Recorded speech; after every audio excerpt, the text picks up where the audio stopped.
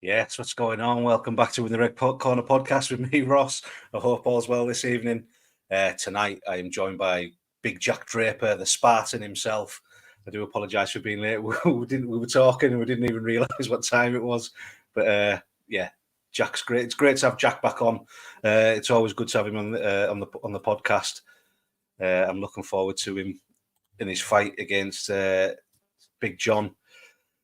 I can't upload the picture. Something's going wrong. Technical difficulties, you know it is. Oh, sorry, Rick. Am I boring you? I'll bring him on now. Here he is, Jack Draper, everyone. Yes, Jack, how are you doing? How's it going, mate? You all right? Yeah, I'm all good. Thank you, my man. Much appreciated you coming on. Thanks very much. Thank you for having me on, mate. No worries at all. Just before we start as well, just want to give a shout out to Violent Gentleman for sorting us out with these polo shirts. He's also sponsoring the podcast as well. Thank you very much. His Instagram is in the description box, so go over and give them a follow. I think they've supplied you with some stuff before as well, hasn't he? Yeah, he has. Yeah, his stuff's quality.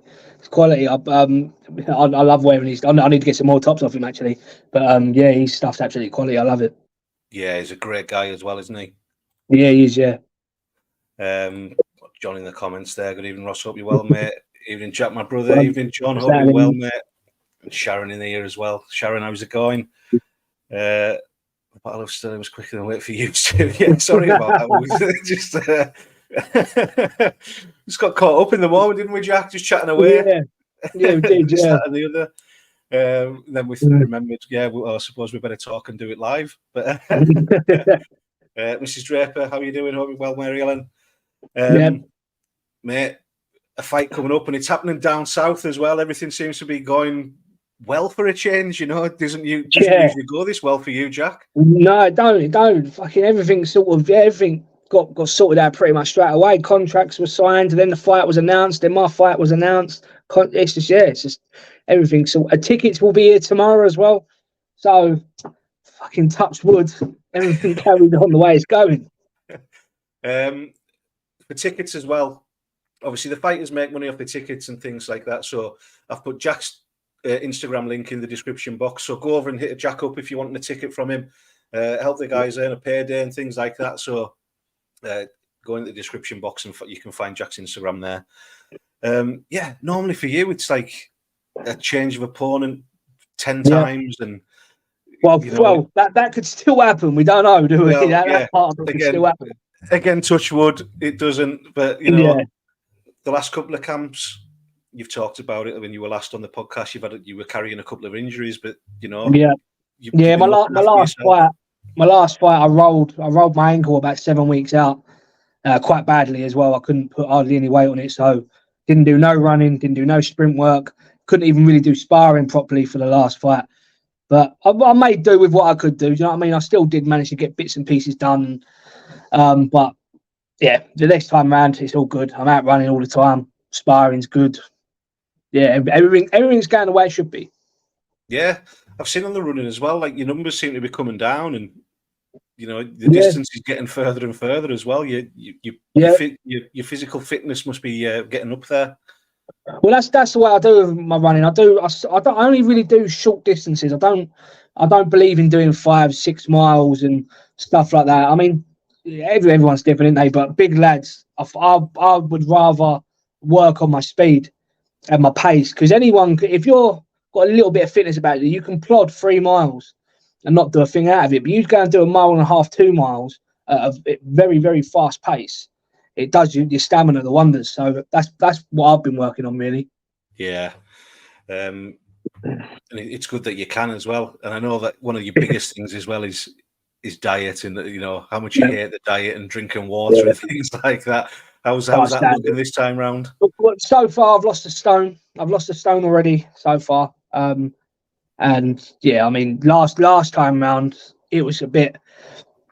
That was all rushed as well, because obviously where my opponents kept changing. At 1 minute, I'm fighting someone who's as heavy as I am, so I haven't got to worry about losing too much weight. Next minute, I'm fighting someone who's 15 stone. So now they're like, right, Jack, we need you under this amount of weight. And I think I lost 1.5 stone in 3 weeks in the build up to that last fight. The last 3 weeks before the fight, they was like, you got to get under. I was like, for fuck's sake. So yeah, I went away and lost 1.5 stone in 3 weeks, and I think that took a toll on me a little bit. Yeah, that would take a toll on anyone, wouldn't it? Like that, losing that weight that quick, it's hard, isn't it? It's hard going. Yeah, it is. Yeah, fairly, round the waist, So it's like, I know what it's like losing weight. It's awful.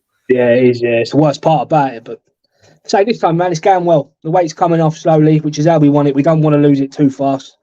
So we've got 7.5 weeks to go, and yeah, I'll be lighter than what I was in my last fight. Let's put it that way. Yeah, I seen on one of your videos on YouTube the other day, you were inviting Danny Christie down, Paul Venice down. Has anything came of that yet? I've not spoken to Danny yet, but Paul said he wants to come down. So yeah, we'll try and get that sorted out. Like I said, we sparred at the beginning of the year, and this time round it'd be good to get it further in camp where both of our fitness are a lot better, and we'll be able to have a better spar really. So yeah, be looking forward to that. How do you think, you've been in the ring with Paul, you felt his power, you've seen his speed and everything like that. How do you think he'll fare in the bare knuckle world? I think he'll do fine. His power is fucking. I mean, he was only hitting me with gloves on, and obviously, gloves and bare knuckle are two different things. But yeah, his power was freakishly strong. So he definitely ain't going to have no problems knocking people out. But it all comes down to the how well you take a shot in bare knuckle as well, doesn't it? And we'll only know that when he gets in there and does it. I mean, we know he can take a shot with gloves on and stuff like that, but bare knuckle is a completely different sport. So, but I think he'll do well. I think he'll do really well in there. Yeah. Yeah, I mean the sparring footage that he's put out there and things that I've seen, he looks really strong. Yeah, he looks really fast as well. He's got great combinations. Yeah. I think one thing, he's got that typical K1 quite front style. You know what I mean? There's no, he hasn't got the boxing. He's kind of face on, isn't he? Yeah, he is. But do you know what? Sometimes in this bare knuckle thing, it ain't about how good of a boxer you are. It's about how good of a fighter you can be as well. Yeah. So, and I believe that's something that a lot of boxers going into the BKFC, especially the BKFC where you can fight in the clinch, they come unstuck a little bit because it ain't just about being able to box. Don't get me wrong, it fucking helps, but if that's all you've got, then when it comes to being able to stand there and have a scrap, a lot of them struggle. So you've got to be able to mix it up a bit. Yeah, definitely. I think he's got that as well. But I would definitely know Paul can scrap. Yeah. Yeah. But anyways, back to you, mate. We were talking heavyweights, weren't we, before in the UK, off camera. And looking at the top 5 and things like that, you've got the German Francis Delamotte, who was on the Prospect show. You've got yourself at 4. Then it was ranked Rob Cunningham, who's now gone to MMA. Yeah, he's gone back to MMA. You got Aggie Faulkner, who is looking like he's going to be wanting to come down in weight from the interview that I've done with him on the little short that you might have seen kicking around after his last fight against Rob. And then your number 1, you've got Big Mick, world heavyweight champion. Yeah, it's kind of slim pickings in the heavyweight division, isn't it? It's mad as well because I didn't realise that Aggie wanted to drop down the cruiserweight, because I was going to say that obviously in my next fight, when I go and do the number on this geezer, then maybe setting up a British title fight between me and Aggie, because now, like you said, now that Rob Cunningham's out of the picture, number 3's gone, you got number 4 and number 2 left. So I kind of thought, well, I think because I know a lot of people have asked about me and Aggie fighting each other. A lot of people want to see it. So maybe speaking to Andy Bakewell on getting a British title put on for me and him, but obviously if he's dropping down the cruiserweight, I don't know. Just have to see what happens, I suppose, won't we? Yeah, well, you never know for a heavyweight shot. Then for the UK heavyweight BKFC belt, he may want to stay in the heavyweight division. Yeah, maybe. Who knows? We'll have to wait and see. Obviously, not looking past your next opponent, John Walker. I mean, no, he's a big old unit, isn't he? He's a tall lad, isn't he? He's a bit taller than me, I think. Yeah. Do you know much about him at all? Not really. I've only seen one of his bare knuckle. Well, I think he's only had one bare knuckle fight. I think he had the title fight for 3D Fight Club. He won the title for them. And yeah, that's all I've really seen of him, to be honest with you. Other than that, I've seen a bit of sparring footage of him. Yeah. That's all I've really seen of him, to be honest with you. So it's a bit hard to go off of someone just off one fight. Yeah.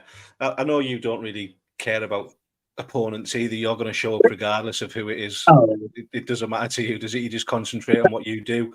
yeah, exactly. But since you were last on, I think you've taken up, is it Sambo training as well? Yeah, Sambo and combat Sambo, yeah. How's that all going? How did that come around? Yeah. It's something I've always wanted to do. I mean, I used to do judo when I was a kid, and yeah, it's just I've been the last couple of years. I keep saying that I wanted to go and do it, and then just before Christmas, I'm just like, oh, fuck it, I'm just going to go. And just started doing it. I really enjoy it.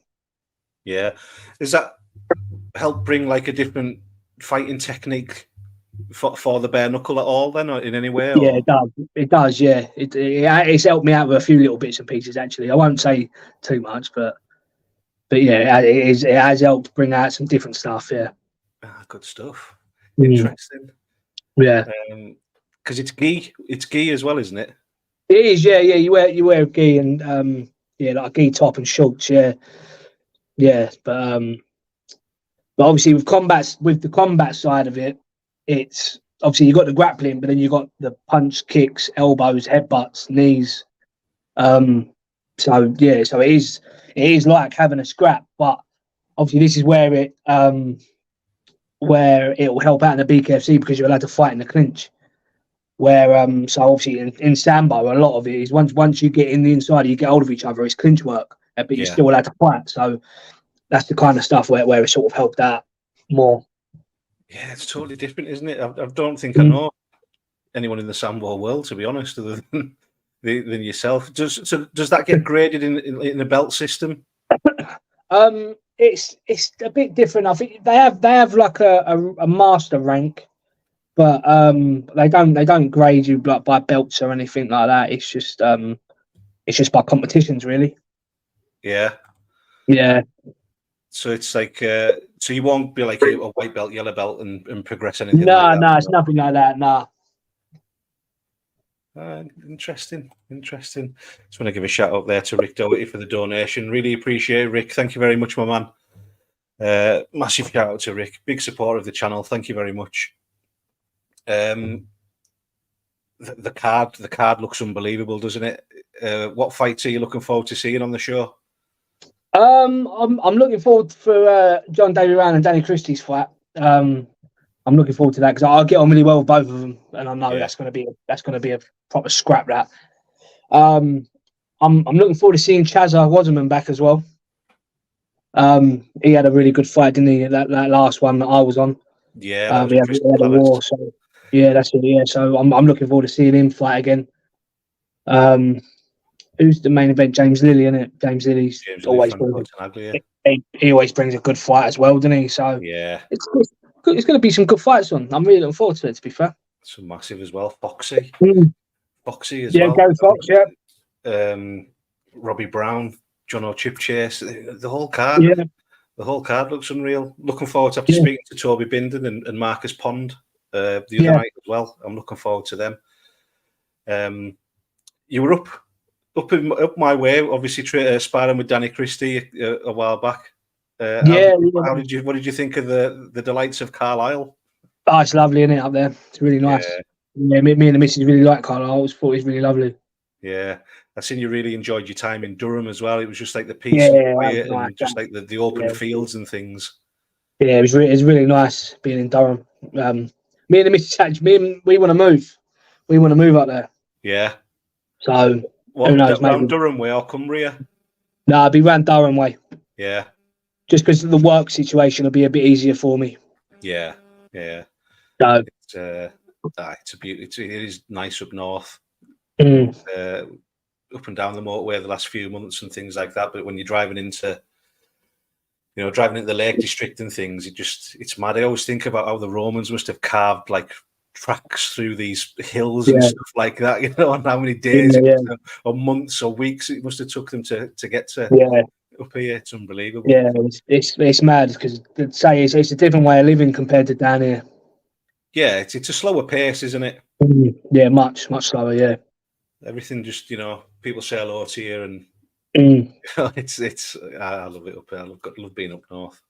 But I am looking forward to coming down south and watching the show. It's going to be a good one. It's going to be unreal. So what else is new with you, Jack? Not a lot really. I'm just ticking by as I normally do. Just get me head down and crack on. I don't really make mistakes. I've just been too busy trying to just focus on this fight and getting involved in any other shit that I don't really need to get involved in. Obviously, I've got to correct my wrong from my last fight, and sometimes being too busy and stuff like that on social media can take it away from you a little bit. Do you know what I mean? So yeah, I've just been trying to concentrate on the fight really, and that's it. Yeah. When will you kind of finish work to go into it? I'm still working as I train. Because I'm self-employed, so if I don't work, I don't get paid.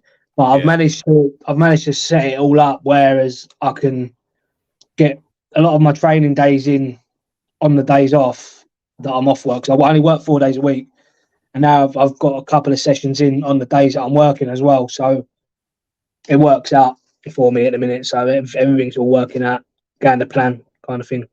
Yeah. How will the rest of camp look for you? What, we just under 8 weeks away now?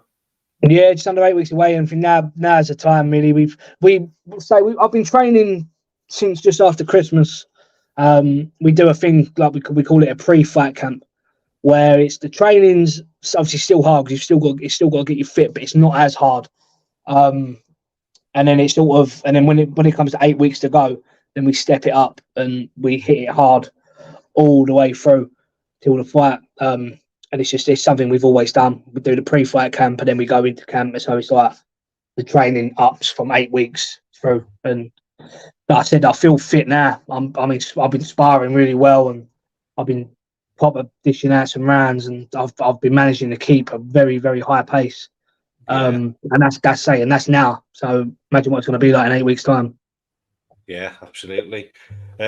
Still got your training partners and everything down there, and your coach, and are you changing anything up for the camp at all? Not really. Because everything that we were getting done in the last one was. I've added more sparring. I've added more sparring in this time round, and obviously I can get my running and stuff in there as well. But I think everything's just got harder, really. Yeah. Everything we did last time, man. I thought it was hard last time, man, because that's all I was able to do. But now it's just everything's 10 times as hard because where I'm not injured, I can push through it and get it done. And so training camp's going really well. Excellent.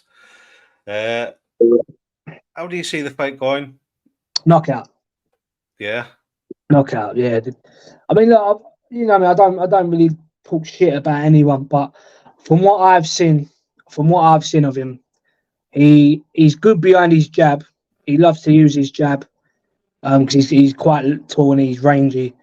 But from what I've seen, I don't think he likes a scrap, and I don't know how well he's going to cope with pressure. And if you watch my last fight with when I fought Robbie Kennedy, that's kind of how I was with him. I pressured him. Well, I pressured him as much as I could with my fitness, but this time around, that fitness ain't going to be a problem. So the pressure will be there when it needs to be. And like I said, everyone bangs on about his jab, but my jab's better. Are you giving us? Have you got a full prediction? Have you got a round? I won't go for a round because you know what it's like. Anything can happen. Yeah. But I will predict that when I catch him, he's going to sleep. I'll say that definitely. There we go. Just have a look at the comments again. Don't think John will last long with your power. Milton Keynes, Darren. Scott checking the chat. How are you doing, Scott? You well? Milton Keynes, Darren. I think they're just organising. I don't know what's going on. Organising hotels by the looks of things. It looks like they're all talking about hotels and stuff. Yeah. Big shout out to everyone in the comments. I appreciate you all. Thank you very much. Well, normally I would finish by asking, why you're fighting. What does fighting mean to you? You've answered that. I think I don't know how many times you've been on now. Must be good 4 or 5. So I won't bother boring you with that question again. Yeah, nice. No.